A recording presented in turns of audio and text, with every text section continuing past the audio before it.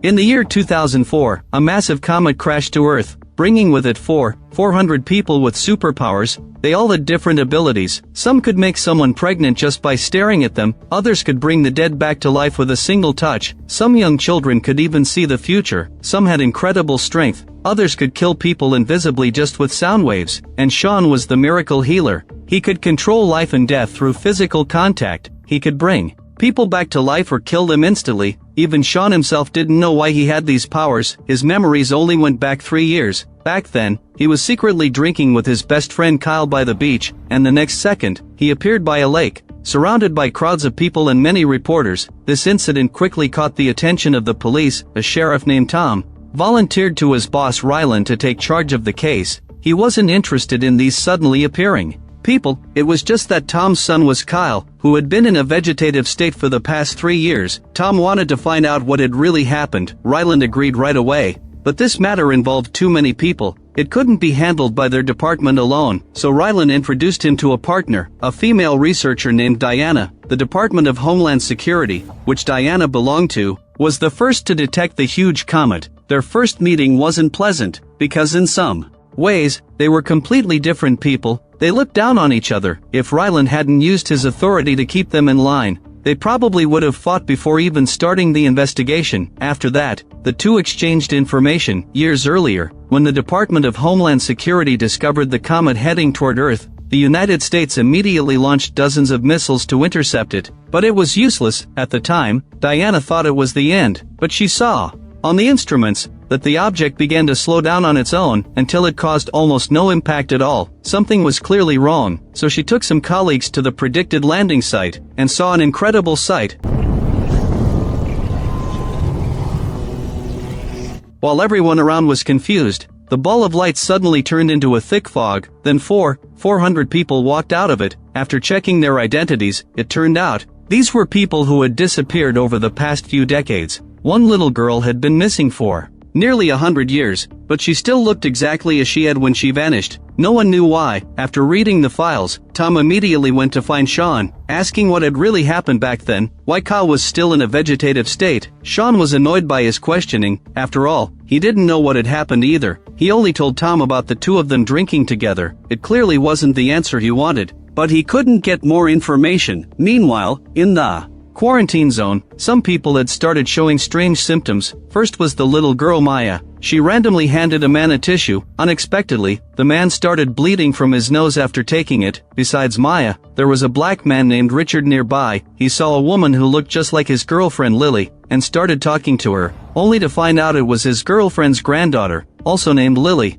He couldn't help but marvel at the coincidence. 2 months later, over 4,000 people were still locked in the quarantine zone. The investigation had made almost no progress. According to regulations, they had to release these people. Ryland held a meeting for this purpose, during which Diana strongly objected. The order's been given. We're letting them go. Just like that, most of the 4,000 left the quarantine zone, except for some who had no home to return to. Although they were released, the investigation wasn't over, so these people had to register and report to local authorities every week. Most accepted the rules, if only to see their families again, but Lily was sad, because her husband hadn't come to pick her up. Luckily, Lily remembered her home address and walked back, but when she opened the door, she froze. Her daughter didn't recognize her, and her husband had remarried, now living happily as a family of 4, telling Lily not to disturb them anymore. Similar to her, the man who had nosebleeds, Bailey, was also homeless. He had been on his way to meet his wife, when he was suddenly taken. More than 20 years had passed. His wife was seriously ill and dying, but the moment she saw Bailey, she recognized her husband. Where's the car? We're going to be late.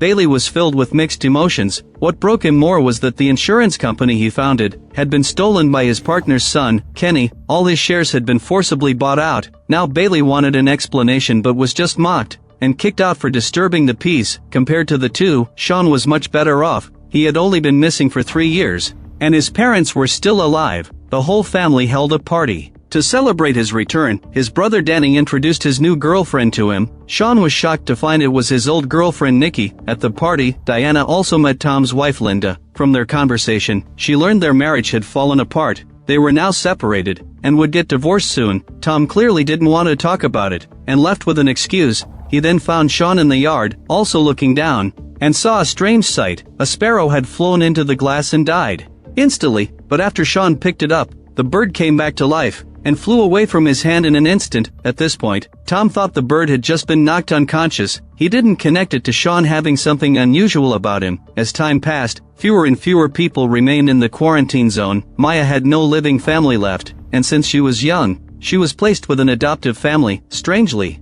she showed no sadness when leaving, and said some bizarre things. You'll see me again. Yeah, next week. Sooner than that.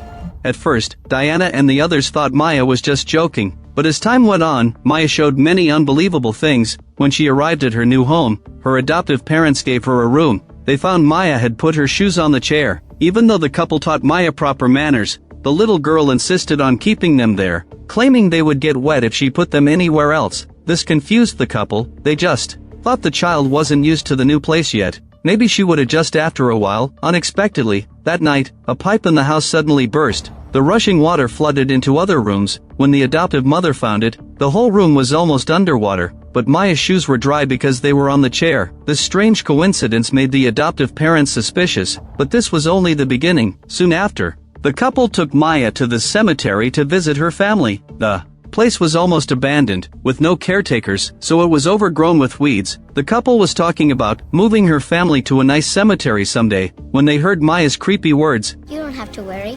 Crown Ridge is nice. Crown Ridge Cemetery. Yes. The adoptive parents had never heard of this place, but they knew it was a cemetery. They just brushed it off as a child's meaningless words, until they got home and saw an envelope in the mailbox. It was a flyer for Crown Hill Cemetery. They were completely shocked. They guessed Maya might have the ability to see the future. The adoptive parents were just ordinary people, and knew they couldn't care for someone with superpowers, so just as Maya had said, they sent her back to the quarantine zone soon after. This surprised Diana, but she was busy with another case at the moment, so she couldn't pay attention to the little girl for now. Not long ago, the CEO of a large insurance company died mysteriously at home. Surveillance footage showed Bailey had visited the dead man, but he stayed outside the gate and never went in. But 10 seconds later, the glass lamp cover over the gate exploded. The victim was killed around that time. This puzzled Diana and the others. They found the only suspect and asked what had happened. But in truth, Bailey himself didn't know what had happened. After being kicked out of the company that day, he got angrier and angrier, so he decided to go to the man's house to argue. But Kenny kept the gate locked tight. Bailey could only shake the gate from outside. Before he knew it, he entered a strange state, as if resonating with his surroundings. The next moment, all the glass in the house exploded. Bailey's nose started bleeding again. Feeling unwell, he left Kenny's house. Nothing here made Bailey seem guilty, but Tom still felt he was missing something. Just then, Diana, who was with him, took a very tough stance. She laid out a series of evidence, especially the threatening letter Bailey sent demanding his shares back. She insisted Bailey killed Kenny. They disagreed. Bailey seemed upset, but before he could speak, the glass kettle nearby suddenly exploded. Bailey's nose started bleeding again. His condition was bad, so they had to let him go first. After sending Bailey away, Tom pointed out several mistakes Diana had made during the questioning. After all, she was only a researcher, completely new to interrogation. They couldn't get information from Bailey now. They had to go check on the victim. But as soon as they entered the morgue, the coroner knew they were there about Kenny. Just as they were confused, the coroner said, over a dozen groups had already come to see Kenny's body. The reason was that his death was too unusual. Image analysis showed his skull was shattered into tens of thousands of pieces, yet it remained fully intact. It was practically a medical miracle. This made the two realize something was wrong. Meanwhile, after leaving the police station, Bailey planned to visit his wife in the hospital, only to learn she had died of a heart attack. While he was being questioned, Bailey broke down emotionally. Strange phenomena immediately began happening around him.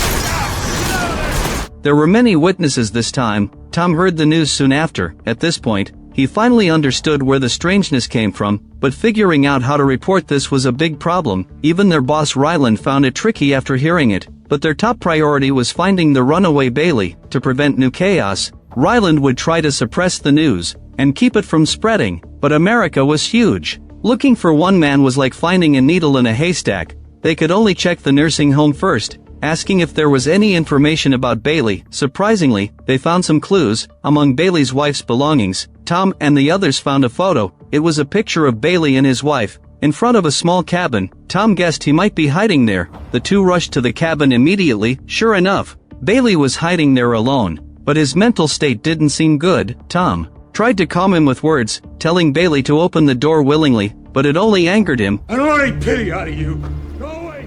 I want to be left alone. Under Bailey's influence, everything around seemed ready to collapse. Tom felt a sharp pain in his head, about to be crushed by some force. From such a wide effect, Bailey began bleeding from his eyes, ears, nose and mouth. Just as both were about to die, Diana burst into the room and shot Bailey. Everything stopped. Afterwards, tests showed Bailey wasn't in danger. They also found the dead Kenny had been running a billions-dollar insurance fraud. If Bailey hadn't stopped him, the consequences would have been disastrous. After this, Tom and the others realized the 4,400 returnees couldn't be treated normally. Perhaps they came back with some kind of mission. The public opinion could no longer be contained. The internet was full of terrifying comments about the returnees. Bailey was even photoshopped into an alien. Because of this propaganda, the returnees' situation got worse. Sean was one example. He still had to go to school after returning. Affected by online comments, classmates deliberately avoided him. Some bullies even beat him up, telling Sean to get lost. If his brother Danny hadn't kept helping him, Sean's situation would have been even worse. As the news spread, his ex-girlfriend Nikki became interested in Sean again. Nikki took the initiative to get close to Sean. She could tell he couldn't adapt to modern culture, so she burned a CD for him to help Sean fit in faster. Danny saw all of this, wondering what to think. Not long after, the bullies came to trouble Sean again. Listening to their insults, Sean lost his temper and fought the bullies, accidentally activating his powers.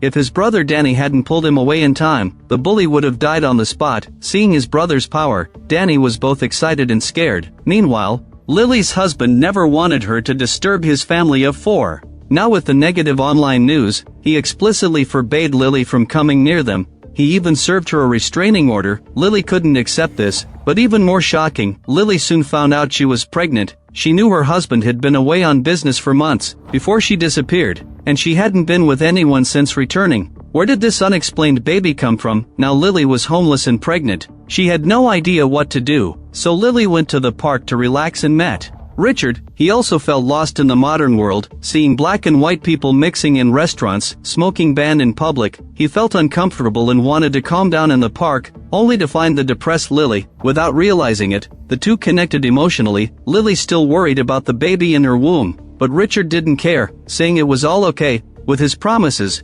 Lily's feelings for him grew rapidly. Their relationship turned from friends to lovers. On the other side, Diana only had time for Maya after dealing with Bailey's case, but she heard many rumors. That Maya only glanced at a cook and accurately predicted his daughter would die in a car accident soon. Diana guessed Maya's power was seeing the future, but she needed to ask carefully about how it was triggered. The little girl Maya didn't hide anything. She said she sometimes saw future scenes in a split second, and she didn't know when it would happen. Later, Diana reported all this to Ryland. Ryland said the analysis would go to a special theoretical research lab. Tom scoffed when he heard the name. He knew that department, and thought the people there were just delusional nuts. While they were talking, another incident caused by a returnee happened somewhere in America. The person involved was Carl, a local fishmonger. He was loved by neighbors for being very kind to customers. Most people missed him during his year-long disappearance, except his boss, because Carl chatted with every customer. The boss thought he wasn't focused on work, so he always had problems with Carl. When Carl came back, he found the town had changed. From his wife's story, the town was now deeply corrupted. The once warm residents now cared about nothing but themselves, so much that the town square was taken by thugs, and no one spoke up. Carl was heartbroken by what his wife told him. Just then, a hockey stick flew by. Carl instinctively caught it perfectly. He was surprised himself. Carl thought about online rumors and had an idea. That night, Carl went to the park on his own. He hadn't walked far when two thugs tried to rob him. They wanted his money and his life, but Carl easily knocked both of them down. After this fight, Carl was sure he had superpowers too. He told his wife the news. Kind-hearted Carl thought God sent him to save the town. So in the days after, Carl often went to the park at night as a superhero, cleaning walls vandalized by thugs, killing criminals, and saving a damsel in distress along the way. This soon reached Tom's ears. He guessed it. was related to the returnees, so he went to ask the saved woman, only to learn she hadn't seen his face at all. She only smelled a strong fishy odor. Tom immediately went back to check records, and quickly identified Carl. Tom took Diana to Carl's house. When his wife knew why they came, she tried to hide for her husband, but Tom and the others already knew who Carl was. Helpless, Carl's wife told everything,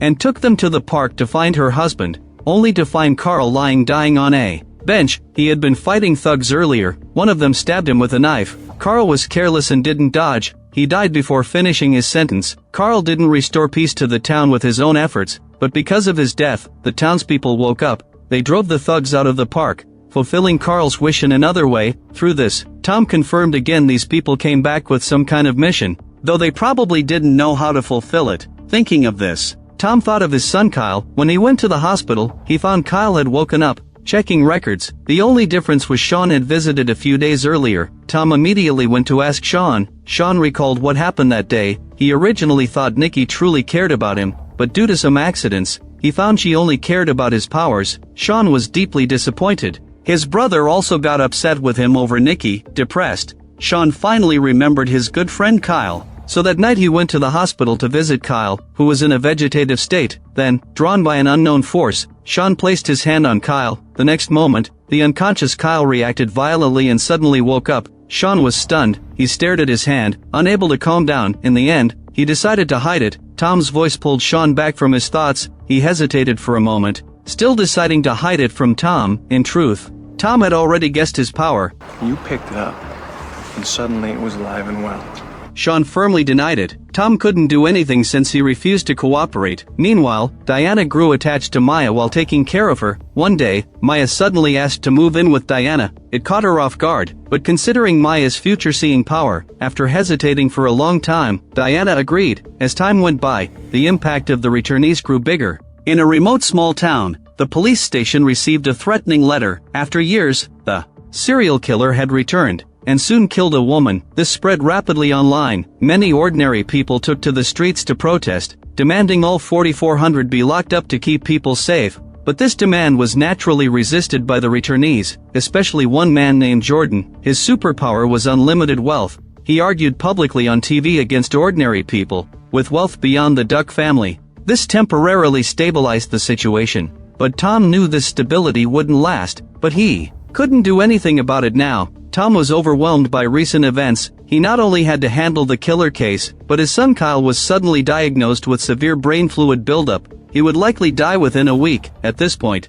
the temporarily calmed public opinion was broken by a host named Barbara. She secretly released the list of the 4,400 returnees, and wildly incited conflict between ordinary people and the returnees. Soon, terrorist attacks against returnees broke out across the U.S., but these things had to be solved slowly. The first to handle was the serial killer, because the clues for his case were very clear. Based on disappearance and crime times, they quickly identified a man named Knox. An investigation showed he was already a psychopath. It was said he was accidentally shot by a hunter at 15. An arrow pierced his chest, but he didn't die. Instead, he woke up and walked 5 miles to the hospital to have it removed, claiming he liked the feeling and would have kept it if it didn't kill him, wanting to keep it inside. But when police found Knox, he firmly denied everything, and soon the case took a turn. At the murder scene, fingerprints of another man with a criminal record were found, and he had just been released recently. Diana immediately went to his home and found he had committed suicide. In his suicide note,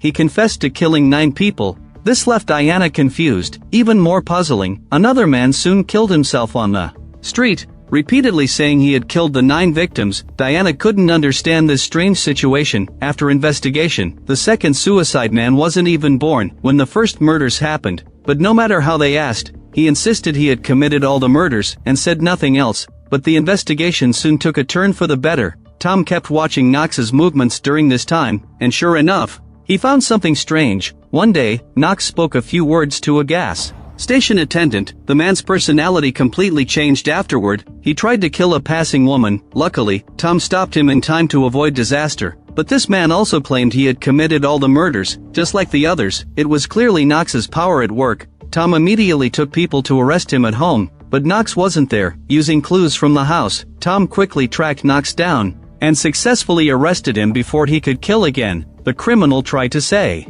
something, but Tom pointed a gun at him, silencing him completely. Finally, he locked Knox in a soundproof cell. It turned out Knox's power was hypnosis. He could make others think they were him. That's why so many people claimed to be the killer. Now trapped in the soundproof cell, his powers were completely useless. Tom had finally solved one case. He planned to go spend his son's final moments with him, only to find Sean was there for some reason. To Tom's surprise, his son Kyle had fully recovered. Doctors confirmed he was completely healthy. After years, Kyle went back home. Tom asked Sean how he did it, but Sean didn't really know. He just placed his hand on him, and after recalling during this time, Sean remembered when he was abducted. The original target was Kyle, but he took his place. Maybe that's why Kyle became vegetative. This gave Tom an important clue, but new trouble arose before he could investigate. Not long ago, when Lily and Richard went back home, their house exploded. If Lily hadn't suddenly had a stomachache, they both would have died on the spot. While Tom was investigating Knox, more returnees were attacked, including 5 or 6 bombings. During this time, Ryland confronted Barbara, the instigator, to stop inciting public opinion and leaking the 4400's information, but Barbara refused, using freedom of speech, and mocked him. This made Ryland furious, yet this was only one of Barbara's shameless acts. On the other side, after the attack, Richard and Lily accepted Jordan's help and moved to a villa area. It was all built by Jordan's wealth. He said returnees should help each other, but no one knew what he was really planning. But when he learned Lily's baby was conceived during her disappearance, he immediately showed intense interest in Lily, and arranged a large villa for them right away, and gave Richard a job as security chief, clearly eager for them to stay. On the other side, as the situation grew worse, the U.S. Department of Homeland Security sent a commissioner to help handle the 4400 situation. Ryland was annoyed by the commissioner named Chris. He and Chris were old acquaintances. They both knew exactly what the other was like. They exchanged sarcastic remarks as soon as they met, but Tom didn't care much, because his whole mind was on his son Kyle. Although Tom heard from the doctors, patients who wake up after years in a coma often feel disconnected, he never expected Kyle wouldn't recognize him. Kyle tore up all the family photos. Tom tried to help his son regain his memories, but he noticed something wrong during their talks. Kyle knew everything intellectually, but deep down, he felt a strong sense of unfamiliarity, and Kyle felt strange to himself. It was his body, but he felt like he didn't belong in it. Gradually, Kyle's behavior became strange. He liked walking naked in the rain, drawing weird patterns on the ground. Seeing this, Tom had to ask professionals for help, so Kyle was sent back shortly after being discharged. According to the doctor's diagnosis, Kyle's symptoms were similar to multiple personality disorder, fairly common among patients with head injuries. Only then could Tom focus on his work. While he was busy with his son, many more bombings happened, and the attackers' equipment was getting more advanced. At first, they were just homemade bombs, but in the latest case, actual detonators were used. They quickly traced the detonators to their source using unique codes. It was a construction company. Then police checked employee records, and found a suspicious man. He was in charge of demolition. Police rushed to his home but found it empty, but the equipment left behind confirmed bombs were made there. Police quickly traced the vehicle from tire tracks outside. It was a company truck, borrowed recently by an employee, who happened to be the demolition chief's brother, and their sister was a victim of the serial killings. All the clues suddenly made sense. Tom used the tire tracks to figure out their next target was Jordan's returnee camp. Tom immediately took a helicopter to chase them, but he was just one step too late. The bomb-filled truck exploded. Before that, the two brothers' attack was fiercely resisted by the security team led by Richard. They shot out the tires before the truck could reach the villa area, causing the truck to flip over. Luckily, the explosion didn't reach the villas. The two terrorist attackers were arrested, but when Tom returned to the police station, he heard Chris had taken Kyle away. He immediately wanted to confront Chris, but Ryland stopped him. Ryland had already argued with Chris earlier, but Chris had orders from above, and Ryland's team had no authority to interfere. Even appealing to the Department of Homeland Security would be useless. Tom was frustrated but helpless when he heard the news. Diana noticed Tom was upset and quickly comforted him, saying she would help him no matter what. With that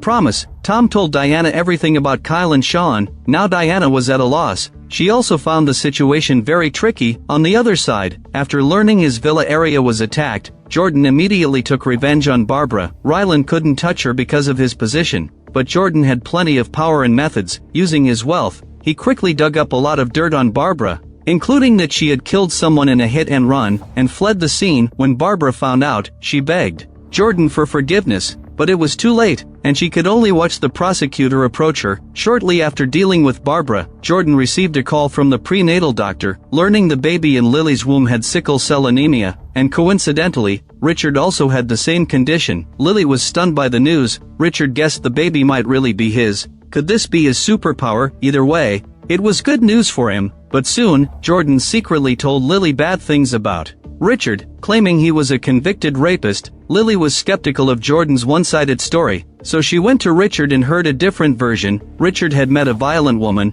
She was the one who raped him. The police later cleared his name, but it traumatized him, so he joined the army and left. Lily decided to believe Richard, and after this, they thought Jordan was too hypocritical, not someone they could trust, so the two decided to move out of the villa area. But right after they left, Sean moved in. He had accidentally activated his powers during a fight with his family. His brother Danny nearly died. His family thought he was too dangerous and kicked him out. Jordan took him in, and he moved into the villa. Meanwhile, after thinking for a long time, Diana came up with a way to rescue Kyle. She first hacked into Chris's computer and found where Kyle was being held, inside the quarantine zone. She then planned a mission and brought necessary tools. During this time, Maya discovered their plan, and her future-seeing power was activated. You'll find him. Find who? Your son, Kyle. He's the answer. Everything went just as Maya predicted. They found Kyle easily. The first thing Kyle said when he woke up was that he wanted to go to the beach where they drank. His attitude was firm. He even tried to grab the steering wheel from Tom. In the end, they had no choice but to agree. Even though they reached the beach, they were caught up by Chris and his men. Due to delays along the way, the officers surrounded Tom and the others. Luckily, Rylan mediated and kept both sides calm. At this point, something strange happened to Kyle. Tom rushed over worried, and suddenly found himself in another world. He saw Kyle nearby and tried to talk to him, but when he spoke, Tom knew it wasn't his son. The figure openly admitted his identity. He claimed to be a human from the future, who took these people to modify them, to stop a future disaster. But Sean's actions caused a flaw in the plan, but it could still be fixed, and he needed Tom's help to do it. Just as the man was explaining the fix, a bullet passed through his body. Back in the real world, Chris saw Tom and Kyle frozen still, and anyone who got close was thrown back. So he came up with a bad idea: shoot to break their current state. It worked. Kyle and Tom immediately returned to normal, but the man from the future was gone, leaving only the real Kyle. So they never learned how to fix the flaw. Far away, Lily's belly grew larger and larger. Every living thing around seemed to bow to her, or to the unborn child. The film ends here. The TV series The 4400 premiered in 2004, an era when American sci-fi shows boomed. As one of many shows, it was also excellent. With creative superpower concepts and well-developed characters, a large cast made the story very rich. It had huge potential. Overall, it was an excellent sci-fi series. If you like this genre, I recommend watching the original. If you like my channel, please give it a thumbs up and subscribe.